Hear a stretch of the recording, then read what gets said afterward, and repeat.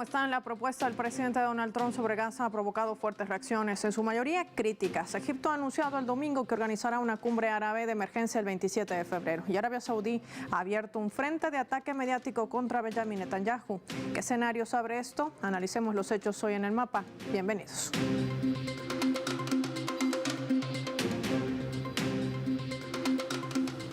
Les proponemos desplegar nuestro mapa y revisar algunos datos claves para entender todo este panorama. Palestina, limpieza étnica en Gaza. Vamos a identificar a este territorio, en su mayoría ocupado, usurpado por el régimen de Israel. En color verde, el territorio que aún permanece latente en Gaza, lo vemos identificado allí en la parte norte-sur y también a Cisjordania ocupada. Hay que decir que el presidente de Estados Unidos ya había declarado que se iba a adueñar, iba a tomar el control de Gaza y trasladar a los palestinos del lugar para construir la Riviera de Medio Oriente. Un plan que consiste en la reubicación de al menos 2 millones de residentes palestinos a otras naciones árabes, a parcelas que estarían situadas en países como Egipto y Jordania, donde construiría, dijo, un lugar feliz para ellos. Trump habla de una reconstrucción en la Franja de Gaza, pero descarta que los palestinos regresen. Según las proyecciones del mandatario estadounidense, convertiría el enclave en un lugar turístico internacional debido a su ubicación fenomenal frente al mar por su clima, decía. En la actualidad, gran parte del territorio de la Franja de Gaza ha quedado reducido a escombros tras más de 15 meses de asedio. Estamos hablando de bombardeos incesantes que han masacrado a más de 42.000 palestinos, 17.000 de ellos son niños. Hay que decir que las infraestructuras han quedado prácticamente en las ruinas, 60% de viviendas, incluidos hospitales, mezquitas, templos y otros, incluido el bombardeo a campamentos de refugiados. Todo esto como parte del plan de exterminio étnico que emprende Israel desde 1948. Pero ¿qué dicen las naciones árabes sobre el controvertido plan de Donald Trump? Lo vemos en nuestro mapa. Hay reacciones. Los líderes de Jordania, Egipto, Emiratos Árabes Unidos y Arabia Saudita se niegan rotundamente a aceptar la propuesta de Donald Trump de desplazar forzosamente a los palestinos de su territorio y cederlo para su reubicación, advirtiendo que tal medida no solamente va a amenazar la estabilidad de Palestina, sino de la región y podría inclusive intensificar el conflicto. Trump ha señalado que podría retener la ayuda a Jordania y Egipto si no acogen a los refugiados. De igual modo, organizaciones defensoras de derechos humanos estaban denunciando que esta propuesta viola el derecho internacional y los acuerdos previos que establecen el retorno de los refugiados palestinos a sus hogares. Ya el movimiento de resistencia, digo con propiedad de Palestina, Hamas, calificaba el plan de Donald Trump no solamente de racista, sino también que aseguró que es un llamado a perpetrar esta limpieza étnica en Gaza. Hay que recordar que a pesar de la devastación en el enclave, los palestinos han mostrado su firme decisión de quedarse. No van a abandonar sus tierras. De esto y más vamos a hablar con nuestros invitados.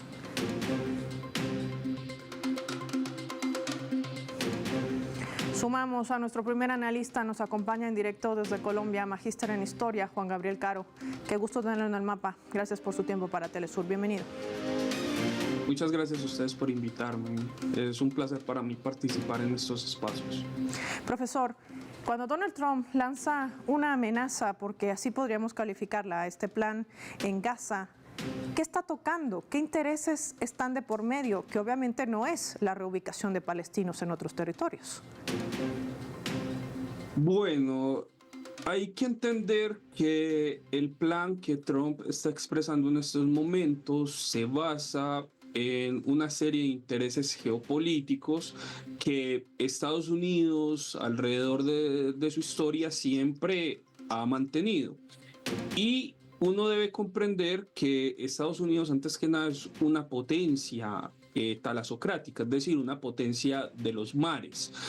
Y este papel fue heredado por Estados Unidos anteriormente de Gran Bretaña, porque Gran Bretaña fue un país que tuvo un dominio marítimo durante el siglo XIX y la primera mitad del siglo XX. Después de la Segunda Guerra Mundial, Estados Unidos heredó este papel de Gran Bretaña y las potencias marítimas, sobre todo, se interesan muchísimo por los enclaves, los pasos marítimos, las islas y los canales.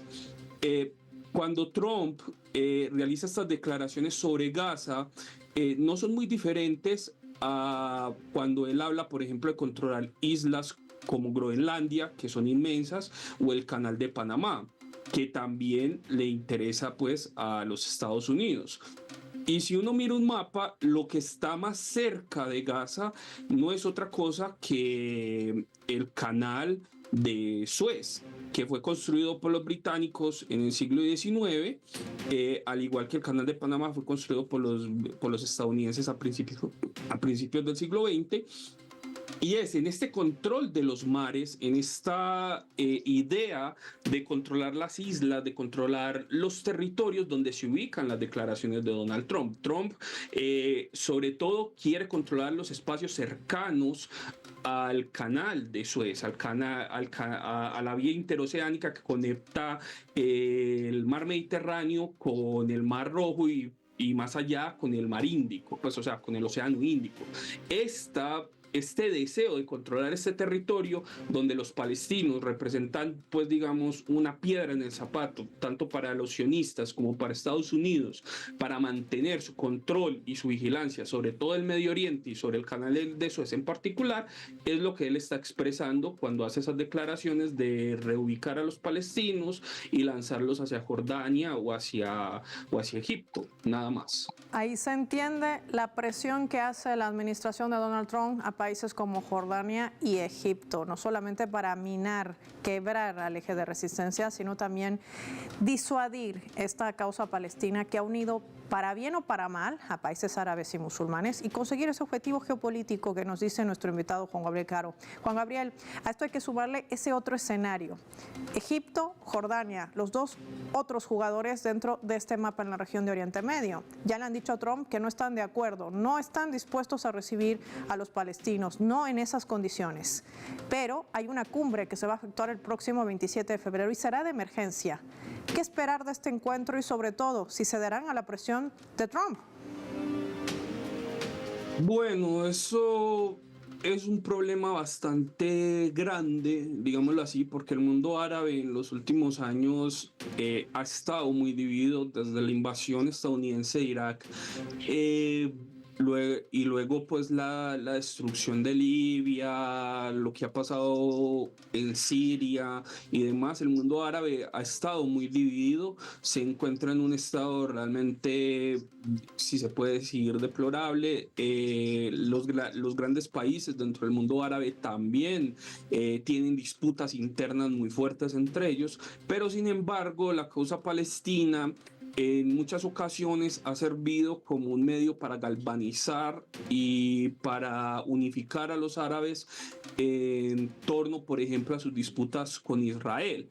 Que Israel nace como un estado colonial a principios del siglo XX, fue realmente pues el producto de una colonización pues de la zona de lo que es la Palestina histórica antes de su nacimiento, y dentro de las leyes del Islam, sobre todo en los hadices se dice que los musulmanes, aquellas tierras en donde ellos han vivido les pertenecen a ellos por derecho a eternidad, pues, o sea, no pueden ceder territorios que hayan sido tomados por otros poderes debido pues a sus propias leyes y a las propias prácticas del Islam. Ahora bien, este problema no hace sino galvanizar de nuevo los mismos problemas que tenía que ha tenido Israel con todos sus vecinos.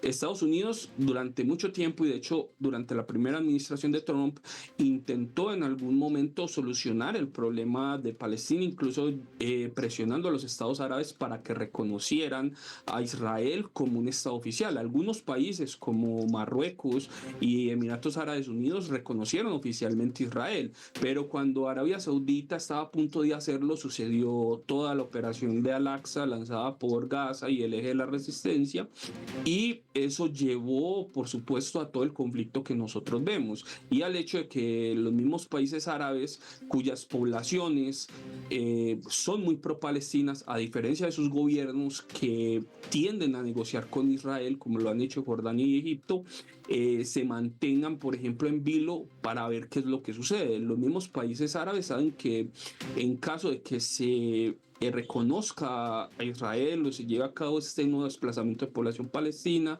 pueden enfrentar movimientos masivos en su territorio, de protestas que tal vez ellos no sean capaces de controlar. Un ejemplo claro es Jordania. Jordania tiene un 40% de población palestina. Un desplazamiento de más palestinos hacia allá, tanto de Cisjordania como de la Franja de Gaza, causará sin duda una crisis humanitaria dentro de Jordania que llevará al derrocamiento de su monarquía pro-occidental, aliada con Estados Unidos y con Israel, y ellos lo saben. Claro, aquí una puntualización también, Juan Gabriel, ¿no? El hecho de que esta operación Diluvio Al-Aqsa ha generado también en respuesta a más de 30, 40 años que ha tenido que soportar el pueblo palestino a esa catástrofe, a la Nakba de 1948, a la usurpación de sus tierras, a ese intento de coloniaje en pleno siglo XXI y al genocidio que emprende contra la población palestina. Estamos hablando de más de 41.000 palestinos masacrados, 17.000 de ellos son niños, un panorama complejo también que hace a esta situación que no es nueva, pero que arremete bajo el paraguas de impunidad de Estados Unidos. Marquemos nosotros una pausa, revisando nuestra escala, y al regreso profundizamos también otros hechos geopolíticos.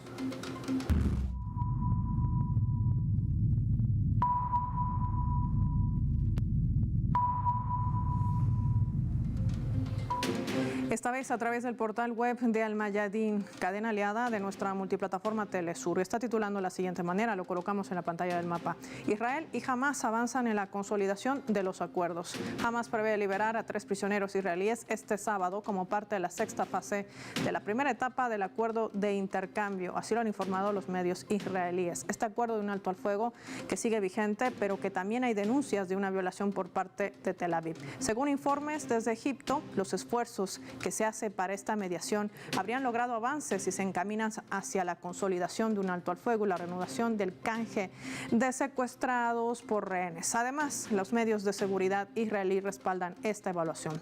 De acuerdo a varios medios de comunicación, las negociaciones habrían permitido resolver algunos puntos pendientes y se aprobó la entrada de organizaciones internacionales para tratar de suministrar combustible, equipos médicos urgentes al enclave. Sin embargo, aún se buscan garantías para que Israel autorice el ingreso de caravanas prefabricadas y tiendas de campaña. Las fuentes añaden que es posible alcanzar un acuerdo sobre la entrada de remolques antes del jueves, lo cual podría facilitar la ejecución de este intercambio, una fase que en una primera instancia, recordemos, el ala de resistencia palestina había paralizado debido a la vulneración que aún mantiene Israel, destruyendo viviendas, calles, con excavadoras, haciendo el uso indebido de la fuerza con arrestos violatorios al derecho internacional humanitario, todo esto en Cisjordania ocupada y atacando además campamentos de refugiados en Jenin y Tulkarem.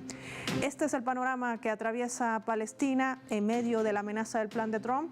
Ya volvemos.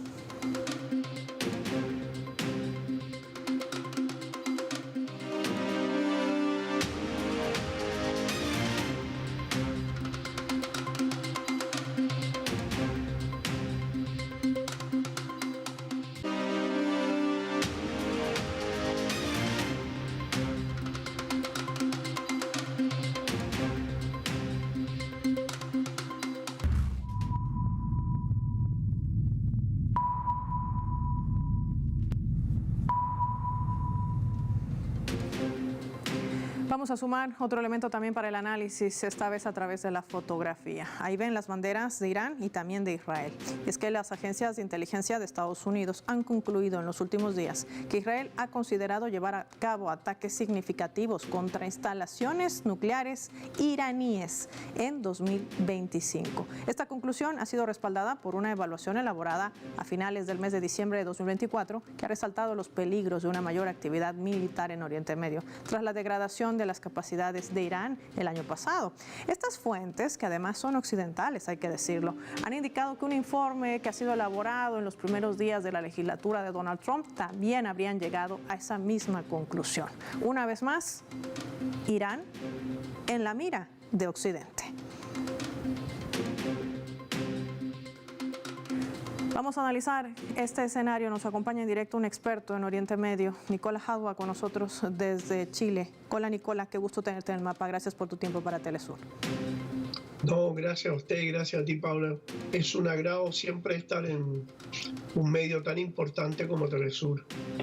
Muchas gracias, Nicola, por atender nuestra llamada. Preguntarte, nuevamente Irán sobre la mesa en medio de este plan revelado por Donald Trump, al lado de un sonriente Benjamin Netanyahu, para convertir a Gaza en una riviera en Oriente Medio, así la han calificado.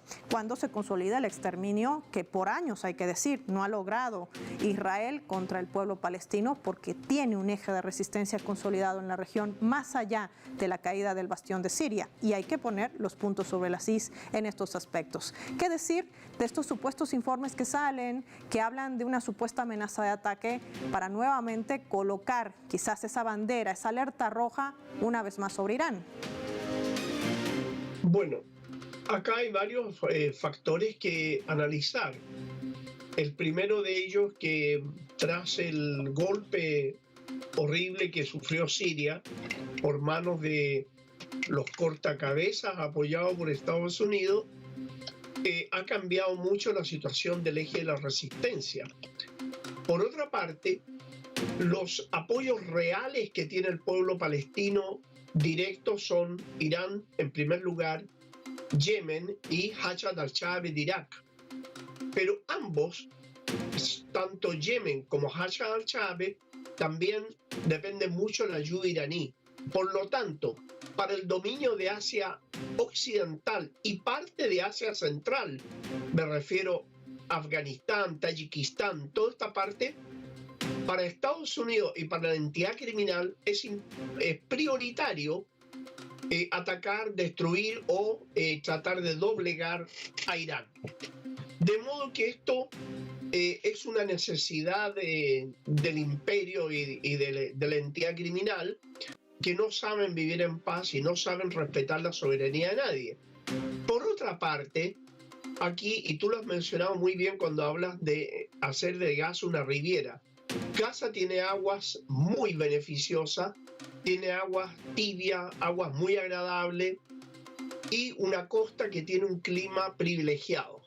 Entonces, si no lo olvidemos, que Donald Trump es un gran empresario inmobiliario norteamericano, donde su yerno, Jared Kushner, es otro gran empresario del área inmobiliaria en Estados Unidos, pero que recibió 5.000 millones de dólares de los Emiratos Árabes Unidos y varios miles de millones más de Arabia Saudita para hacer proyectos de inversión inmobiliaria. El tema es que con esto embarcaron a estos países para simplemente hacerse los ciegos sordomudos ante la posibilidad de expulsar al pueblo palestino y hacer un tremendo proyecto inmobiliario en esa zona. Obviamente, están todos estos intereses absolutamente entrelazados y el único poder real, aparte de Hezbollah y la resistencia palestina, el poder mayor real es Irán. Por eso se habla ahora de atacar a Irán. Y Estados Unidos, obviamente, le entrega a la entidad infanticida la labor de atacar a Irán, porque la entidad infanticida, no nos olvidemos que es un portaaviones de la OTAN y un portaaviones del imperio en Asia Occidental y Asia Central, Paula. Ahora, qué interesante lo que acabas de colocar sobre la mesa del análisis. La OTAN, Europa. Pero ¿qué tanta influencia van a tener y sobre todo si no se convierten en una piedra en el zapato del propio Donald Trump? Me gustaría compartir contigo, Nicola, nuestra leyenda para analizar este otro escenario.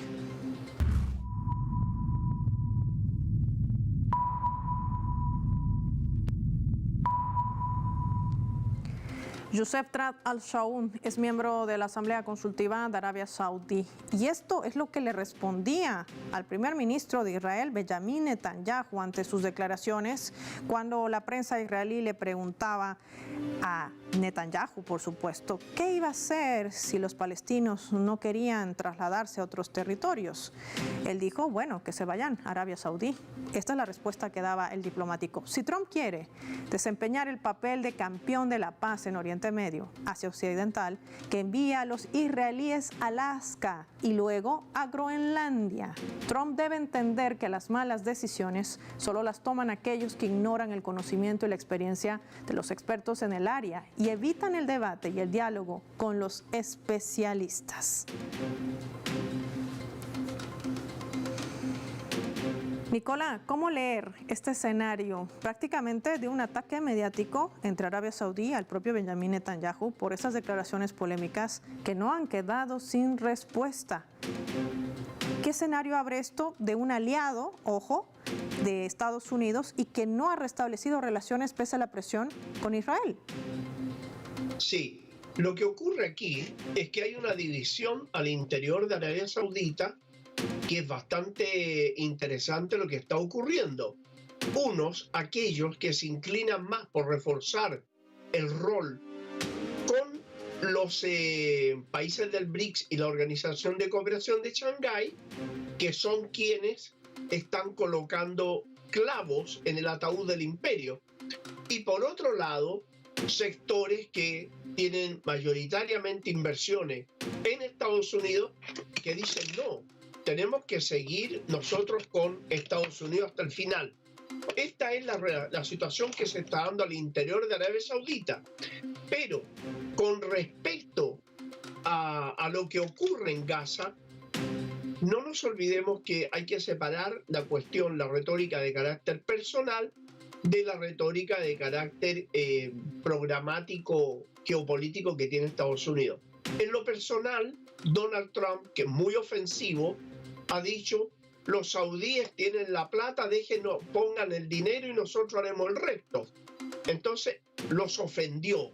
Y hay gente que esa ofensa la está respondiendo a Estados Unidos. Donald Trump sabemos que tiene incontinencia verbal, es un tipo que ha amenazado a Panamá, amenazó a Dinamarca, amenazado a México, amenaza a Irán, ahora amenaza a los palestinos, amenaza a Hezbollah, amenaza a Yemen. O sea, el tipo es un tipo absolutamente desquiciado. Pero no va a significar un cambio en la política de Arabia Saudita. ¿Por qué razón? Porque Arabia Saudita tiene, por un lado, 17% de la economía norteamericana, que es de ellos y de los emiratíes, y por otra parte, que acaba de inyectarle a la economía norteamericana para salvarla de la catástrofe $700.000 millones, que no los invirtieron simplemente por obedecer las solicitudes de Donald Trump, sino que la catástrofe también afectaba al 17% que es de ellos, de la economía norteamericana. Por eso que hay una situación muy estrecha entre Estados Unidos y Arabia Saudita, y por lo tanto es impensable que Arabia Saudita vaya a cambiar su posición. Pero en el plano político interno se le presenta, por un lado, la diferencia entre aquellos que quieren estrechar más las relaciones económicas con el BRICS, aquellos que seguirán con Estados Unidos, pero también hay un tremendo descontento popular. El pueblo saudí, los pueblos árabes, hablo de ellos, no los gobiernos, los pueblos árabes están indignados por la arrogancia, la prepotencia, los crímenes contra el pueblo palestino, la insolencia permanente en contra del Islam, y exigen de su gobierno acción. Entonces, de repente, aparecen declaraciones retóricas, principalmente, que lo que buscan es calmar un poco la ira popular, Paula. Voy a sumar rápido a tu respuesta porque no puedo quedarme sin preguntarte. La próxima semana es la conferencia de seguridad de Múnich y ya está mandando Trump a su secretario de Estado, Marco Rubio, a Arabia Saudí, un país que además ha sido utilizado, o será utilizado, digo con propiedad, como una zona neutral para poder avanzar en este diálogo de resolver el conflicto en Ucrania. ¿Será que está yendo Marco Rubio a pedir perdón a los saudíes de rodillas? ¿Qué nos dirías? Es muy probable porque si bien es cierto, el programa de gobierno de Donald Trump no lo puede hacer sin el dinero saudí, también no es menos cierto que pudiera ir a pedir disculpas. Pero también existe la otra situación, que Estados Unidos ya no puede seguir financiando Ucrania. no puede seguir financiando esa guerra, al igual como muchos países europeos no pueden seguir financiando esa guerra. Menos aún cuando los círculos cercanos al propio Zelensky han dicho que de los 175.000 millones de dólares que le fueron enviados, solamente ellos recibieron 75.000. O sea, hay una situación muy compleja en un país que tiene serios problemas económicos como es Estados Unidos, que depende de la ayuda, en este caso concreto, del dinero saudí, que de repente la incontinencia verbal le haya significado enviar a Marco Rubio, que dicho sea de paso, es un retrógrado, uno de los peores fascistas que hay en el mundo, te diría yo, uno de los más retrógrados de la especie humana, que los envía a un país tremendamente retrógrado, que se van a entender de maravilla entre ellos. Pudiera ser, Paola, una de esas alternativas. Ahí está, como siempre, agradecer a Nicola Jadua por haber compartido su análisis y su tiempo para nuestros televidentes del Mapa. Gracias, Nicola. Nosotros vamos a finalizar el programa revisando nuestro vector.